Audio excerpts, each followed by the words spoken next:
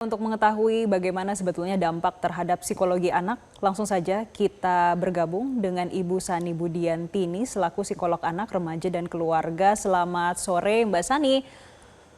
Sore Mbak. Selamat sore. Oke, Mbak Sani, kalau kita lihat apa yang terjadi ini sudah secara berulang. Sedangkan melihat anak-anak ini umurnya masih dalam golden age. Ya. Sebetulnya secara sistemik ini bagaimana dampaknya terhadap psikolog anak itu sendiri?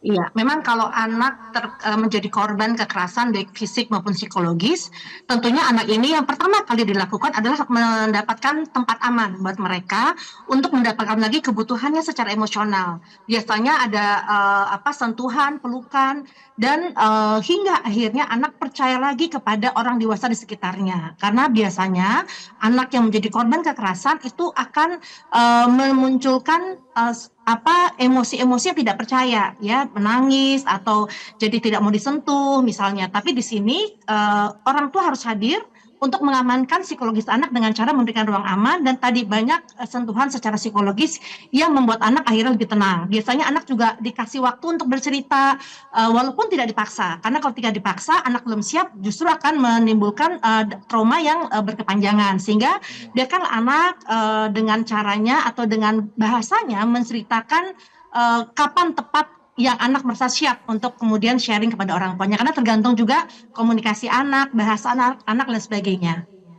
Ya, tapi bagaimana cara orang tua yang anaknya menjadi korban ini bisa membangun kembali rasa percaya anak terhadap rasa aman?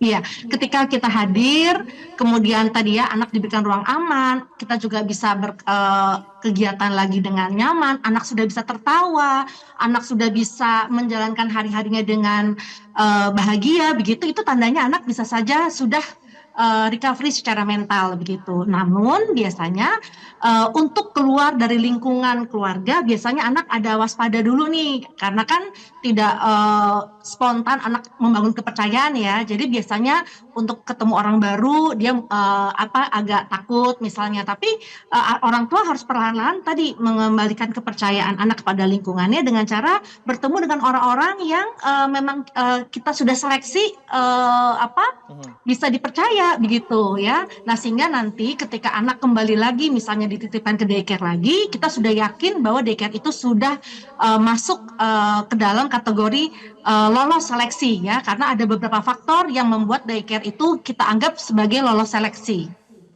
Mbak Sani, tapi kalau kita lihat secara klinis, sebetulnya trauma terhadap anak-anak itu akan bersifat permanen atau saat anak-anak mengalami trauma, mereka memiliki fleksibilitas untuk menghilangkan trauma di masa lalunya?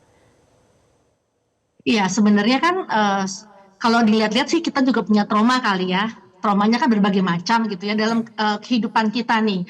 Tapi ketika kita bisa membantu anak merecovery mentalnya dari trauma tersebut, maka anak bisa deal dengan traumanya sehingga tidak akan muncul lagi sisa-sisa tekanan yang dialami karena trauma itu di kemudian hari.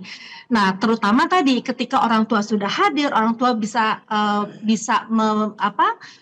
mendampingi anak, bermain dengan anak, anak juga akhirnya tadi sudah bisa deal with the past, itu kita sudah katakan anak sudah lolos dari traumanya begitu. Cuman tadi apakah akan muncul gejala lagi di kemudian hari ketika anak keinget atau misalnya nonton film tapi jadi ke-trigger, itu bisa saja. Jadi orang tua dalam hal ini perlu berhati-hati dalam pendampingan, dan tentunya di dalam jangka menengah pun orang tua harus waspada juga nih kalau misalnya terjadi trigger tertentu dan anak muncul lagi tekanan-tekanan tertentu, orang tua jangan menyalahkan dan menganggap anak itu lebay.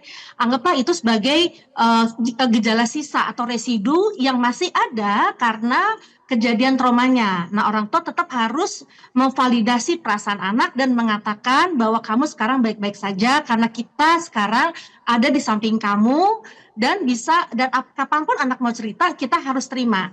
Nah, kadang-kadang ya kalau untuk anak-anak tertentu ya ketika cerita orang tua juga bisa abai gitu ya. Ketika anak bilang aku sakit, aku nggak suka gini, nah orang tua merasa itu berlebihan misalnya. Nah, ini yang membuat anak akhirnya tidak bisa bercerita lagi pada orang tuanya.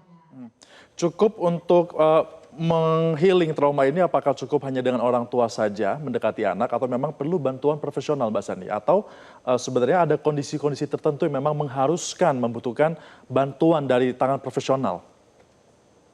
Iya, memang simptomnya kan bisa dari ringan, menengah, dan berat ya. Kalau berat tuh misalnya anak udah keganggu tidurnya, mengigo ya, kemudian sama sekali tidak mau dipegang sama orang lain ya, ketakutan. Rasanya sih memang harus ke psikolog gitu ya. Tapi memang kalau dari awal pun gejala ringan, orang tua datang ke psikolog untuk sharing, untuk kemudian pengen tahu pendapat ahli penanganan anak, itu nggak apa-apa banget. Jadi jangan sampai masalahnya udah berat baru datang psikolog. Nah, menurut saya lebih baik kita kurasi nih, antisipasi dibanding kurasi. Cara orang tua jadi tahu bagaimana penanganannya.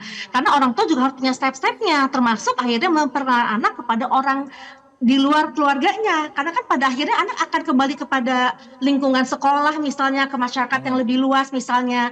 Jadi nggak bisa juga anak hanya misalnya berada di dalam lingkungan keluarganya saja.